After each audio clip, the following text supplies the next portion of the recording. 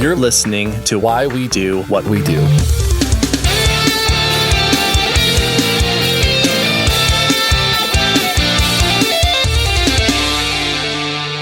Welcome to Why We Do What We Do Mini. I'm your host, Abraham. And I'm Shane. This is our short form series where we just do a quick deep dive, well, deep, sort of shallowish. I don't know. We do a dive on a topic, and so we'll jump right in.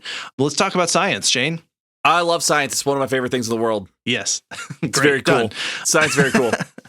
Science, good. Out. We're going to talk about these. There's sort of a way of describing events in the world that is arranged into statements about those observations, and these scientific statements then are sort of well regarded by people. And I'll just go through them really quickly. I think the science often, or usually, or pretty much always proceeds through a series of language-based steps to understand some observed pattern. We've got an observation, a hypothesis, a law, and a theory. And so let's break down what those things are. Yes. So when we talk about an observation, we are talking about seeing something, right? That's really what it is. We observe a medical problem, a behavior, a weird animal, a weird thing in the stars, whatever it is. So we have observed whatever this phenomenon is, and we want to know more about that thing. And it doesn't have to be seen. Like, we have people who do not have vision who can participate in science. Any way that you can observe or measure or detect something. But yes, we encounter a thing, I guess. Yes. Let's go with the observation that in the United States, more than 48,000 people died of gun violence in 2021. That's just an observation. Yeah. I'm not making any qualitative statements about it. I'm not making any judgments about it. I'm just saying that's a thing that happened. More than 48,000 people died of gun violence in the United States in 2021. That is a problem that we can detect with data. I mean, that's just kind of what we're saying right now. So then what happens is we go to our second step, which is that we form a hypothesis about a thing. And so a hypothesis is a statement that possibly explains a phenomenon, and we want to explore that hypothesis a little bit, right? So a hypothesis is a statement that is a tentative guess about relative factors and variables that may be attributable to that observation.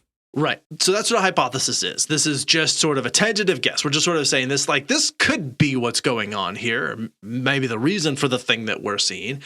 We're on the gun violence saying one may hypothesize that the reason there are so many gun-related deaths is because there are not enough guns. And if we had more guns, there would be fewer deaths by gun violence. That's a hypothesis. We could say that might be the case of what's going on.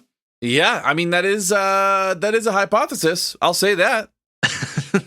Good or bad or otherwise, I will say that it is a hypothesis. As we go forward, though, the third step is that after we encounter the observation, or we've had enough observations, I should say, a scientific law can be described. So a law is a statement about the constant parameters associated with data collected about a phenomenon. So laws are often summarized as equations. So when we start kind of looking at those, the laws are usually there's usually a sigma involved in there. There's definitely equal signs, but we have some kind of equation that describes, like, this is how we know about this thing. Here are the parameters, the rules, the guidelines. Yeah. So as an example, when early aeronauts were experimenting, not explaining, but they were just experimenting with hot air balloons, they discovered that whenever a gaseous element was heated, it expands. Gases expand when heated. This relationship can be described as a law because it was so constant to say, whenever this thing happens, this thing happens. Whenever we apply heat to a gas, the gas expands. That just happens. Right. And so that was consistent enough that it wasn't saying why it happened. It wasn't saying how it happened. It's just saying this is a thing that seems to pretty much always happen in this context. Right. And so another example of that is how the law of conservation of energy states that energy cannot be created or destroyed. So basically, energy equals energy, and the equal sign is there. It's not crossed out because it does equal the same thing. So you can't get rid of it, you know? The equation is always balanced, is what I'm saying. Yeah. And they kind of specify in an internal closed system, et cetera. But, whatever. That is the law of conservation of energy. That's different. That's a whole different thing. In the matching law, see an episode that we did recently on the matching law, this states that the rate of behavior will approximately match the available rate of delivered reinforcement. So there's a correspondence there. So that is a law that states that those two things tend to go together in that way. Right. And then in a 2019 study, they found that for every 1% that gun ownership increased, there was a 0.9% increase in the rate of homicides. So they were able to describe that as a pretty clear equation. Yeah. So again, it's not making any value statements about it. It's not saying why or how it happens. All it is saying is, like, this is an observation that we made. This thing happens and this thing happens, and they happen at about this rate pretty consistently. So there's that. Right. We need to get to scientific theory, but first we'll take a quick advertisement break.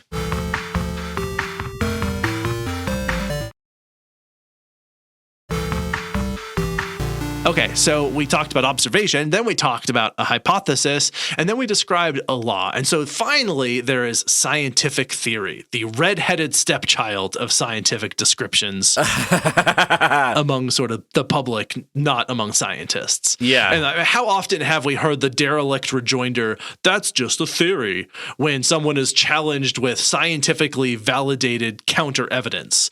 Too often, in my opinion. Yeah. In science, though, a theory is a statement that describes, first of all, that summarizes an enormous body of data, and it describes how and why something happened based on just such overwhelming evidence that it is unlikely to be falsified in the near future, if ever.